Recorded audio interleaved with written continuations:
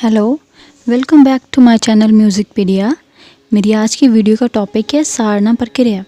सारना प्रक्रिया क्या है, इसकी संगीत में क्या महत्वता है, ये कैसे की जाती है और इसे करने का उद्देश्य क्या है, ये जानने के लिए देखते हैं आज का वीडियो। So let's go.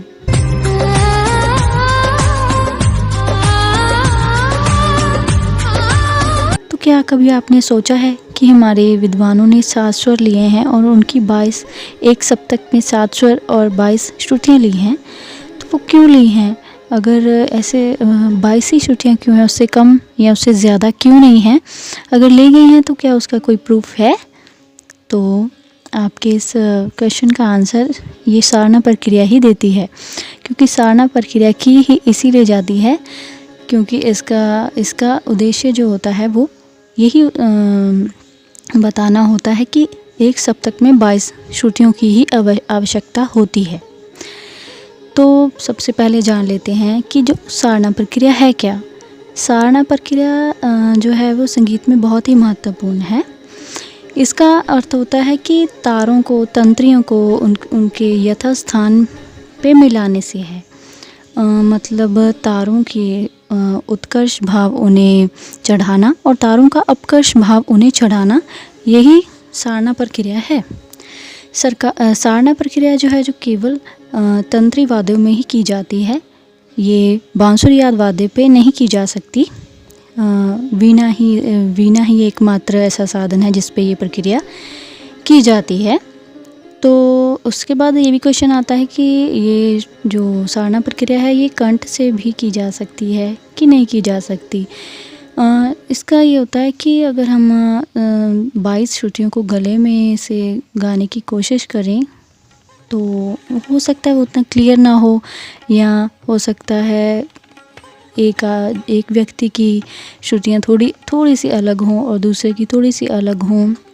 इससे जो क्या होता है वो उतना क्लियर नहीं हो पाता, प्रूफ नहीं हो पाता। इसीलिए ये कंठ से नहीं की जाती है। वीणा ही एकमात्र वाद्य है जिस पर यह प्रक्रिया की जाती है। उसके बाद अनेक ही विद्वानों ने सारना प्रक्रिया की है, क्योंकि उन्होंने भी ये 22 श्रुतियों को स्पष्ट किया है, इसका प्रूफ दिया है। तो हम भरत की सारना प्रक्रिया के बारे में पढ़ेंगे। भरत ने जो सबसे पहले 2 वीणाएं ली, जिसका नाप, उनकी तारता जो है एक जैसी थी। दोनों वीणाओं को महर्षि भरत ने षड्जग्राम के स्वरों में मिला लिया था।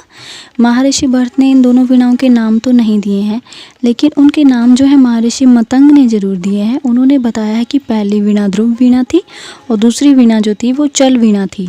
चल वीणा पे इस प्रक्रिया को किया जाता है और ध्रुव वीणा पे इस प्रक्रिया का परिणाम जो होता है वो स्थापित किया जाता है। तो सारना प्रक्रिया जब की गई तो उसका क्या रिज़ल्ट आया ये जानते हैं। सारना जो है जब प्रथम बार की गई तो उससे 0 स्वर प्राप्त हुए और 0 ही श्रुतियाँ प्राप्त हुई। भाव कोई भी स्वर और कोई भी श्रुति प्राप्त नहीं हुई। द्वितीय बार जब की गई तो उससे 2 स्वर प्राप्त हुए और 4 श्रुतियाँ प्राप्त हुई। तृतीय बार जब की गई उससे 2 स्वर और 6 श्रुतियाँ प्राप्त हुई। चतुर्थ बार जब की गई तो उससे 3 स्वर और 12 श्रुतियाँ प्राप्त हुई, जिससे कि पता चलता है कि एक सप्तक में 7 स्वर और 22 श्रुतियाँ ही होनी आवश्यक हैं। ये टॉपिक तो बहुत छोटा है, लेकिन इसके इम्पॉर्टेंट क्वेश्चंस इसमें बहुत हैं, जो मैं पहले ही आपको बता चुकी हूँ कि ये सारना प्रक्रिया जो है वो किन वीणाओं पे की गई थी, उनके नाम किसने दिए हैं, ये किस वाद्य पे नहीं की जाती।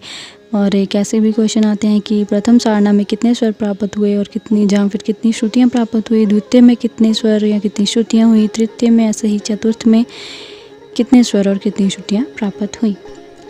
तो अगर आपको मेरी ये टॉपिक कंप्लीट हो गया, अगर आपको मेरी वीडियो अच्छी लगी हो तो लाइक करें, शेयर करें, कमेंट करें और सब्सक्राइब करें। Thank you for watching my video.